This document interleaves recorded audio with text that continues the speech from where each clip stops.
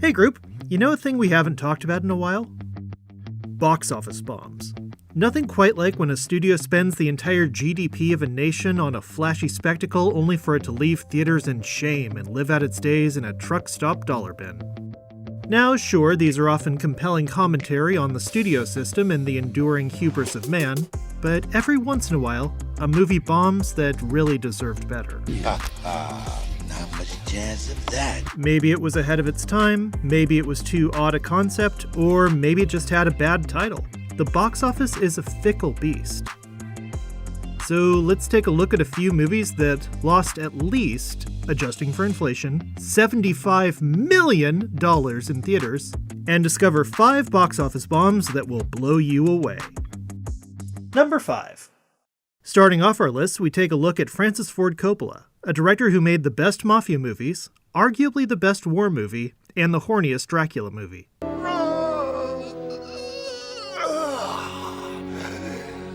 He was no stranger to troubled productions. Apocalypse Now lives on in infamy for its troubled set, with everything from one of the leads refusing to learn his lines to one of the stars having a heart attack.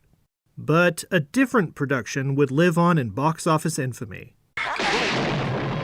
1984's The Cotton Club tells the story of a musician who saves the life of a gangster and falls in love with his mistress. Set against the backdrop of the famed Harlem Jazz Club that hosted everyone from Duke Ellington to Cab Calloway.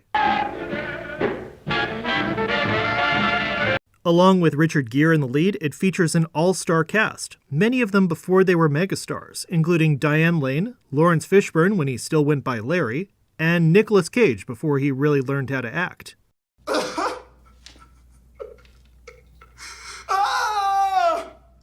But the real draw of all this is the musical and dance performances. It is about the Cotton Club, after all. Leading the pack is Gregory Hines, star of the B-plot about an African-American tap dancer who falls in love with a mixed-race singer who plays mainstream venues due to her ability to pass for a white woman. What color are you? My father is colored, and my mother's white. So what color does that make me, sir? So if I'm not black enough, and if I'm not white enough, and if I'm not man enough, then tell me, Tony, what am I? There is dancing, there is singing, and there is a lot of murder, often against mannequins that did nothing to deserve it. It is a bit bloated, and the director's cut especially has some pacing issues. But if you're unfamiliar with the scene or want to check out an audacious forgotten epic featuring all of your favorite actors before the world knew it, this is a great way to spend a few hours. Heck, where else are you going to find a bromance between Eddie Valiant and Herman Munster? You asshole. Number 4. Did you know Paul W.S. Anderson used to be more than just Mila Jovovich's hype man? Much like how Matthew Broderick used to be charismatic and cool, only to switch entirely to nebbish and dull characters after picking up an equestrian habit. Do I really have a face like a horse? Anderson made some surprisingly decent flicks before wedding Leeloo Dallas. He made the best video game movie, the best space horror, and a third movie, Soldier. The movie follows Kurt Russell as Todd, a futuristic soldier trained from birth to be a ruthless killing machine. When his unit is made obsolete by new genetically engineered soldiers, the chief of which is played by Jason Scott Lee, who played Mowgli, Bruce Lee, and David Cowenna. After a test of skill that goes poorly for Todd, he's left for dead on a waste planet and ends up with a colony of people who gradually teach him how to become human. But when the super soldiers target the colony for battle experience, Todd must use his lifetime of murderous know-how against them to save his new family.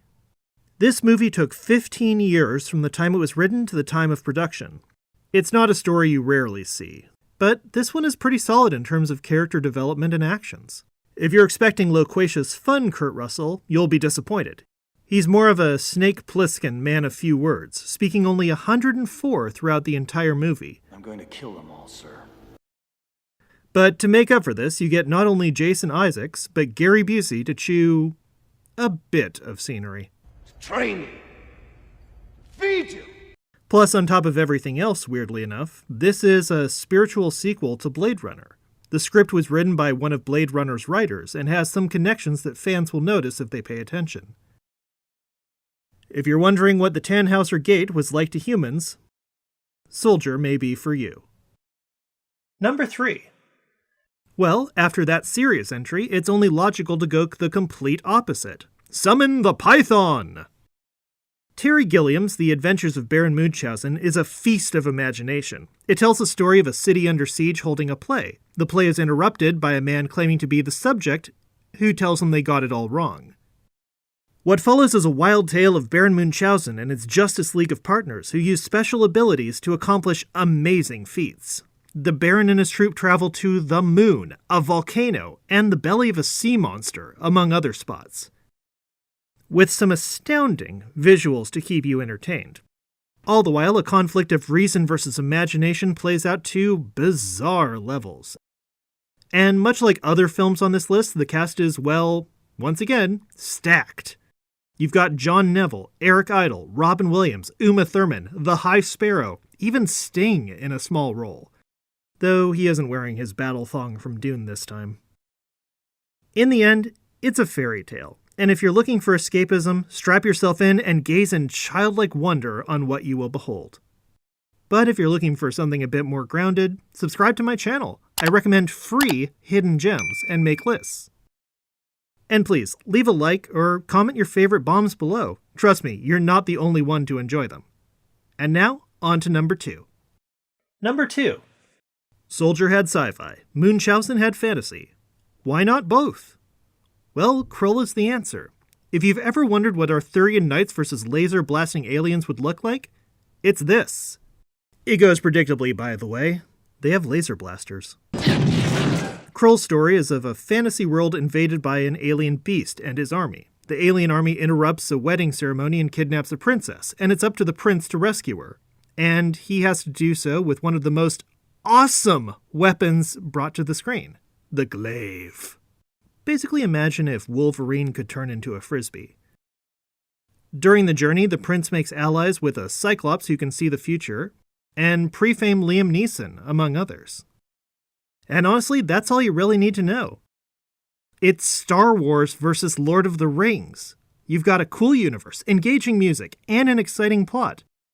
So grab the kids, hop onto some fire mares, and enjoy. Just try not to make your own glaive afterwards. The channel is not responsible for any glaive-related injuries. Number 1.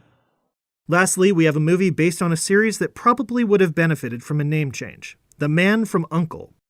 This Cold War-era spy film is directed by Guy Ritchie, and it's so much fun.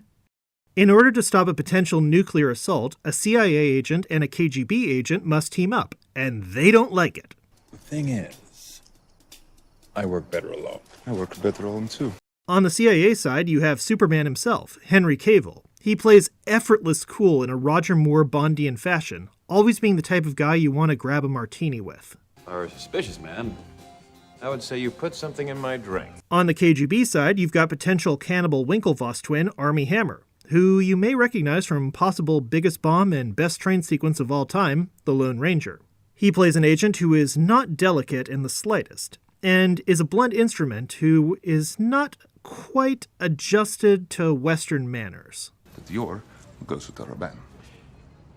They play off each other really well, and the different approaches to spycraft make for memorable scenes of comedy. In addition to the duo is Alicia Vikander as the daughter of a kidnapped nuclear scientist. She strikes an excellent middle ground between them, and puts in a charming role that is much more entertaining to watch than her Screamfest Tomb Raider performance. Rounding out the cast, you've got Hugh Grant as the agent overseeing this team-up, and Elizabeth Debicki of The Night Manager and Guardians of the Galaxy 2 as a solid antagonist. While the ending is a bit of a letdown, you'll end up wishing the movie's tease series would have gotten greenlit. You'll understand why Henry Cavill would make an excellent James Bond, but maybe resist the idea of grabbing lunch with Armie Hammer. He's probably out there in the woods.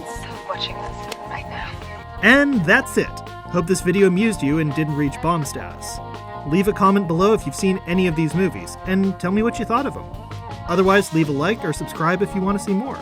And if you watch any, I hope you enjoy them as much as I do. Stay safe, and happy binging, everyone.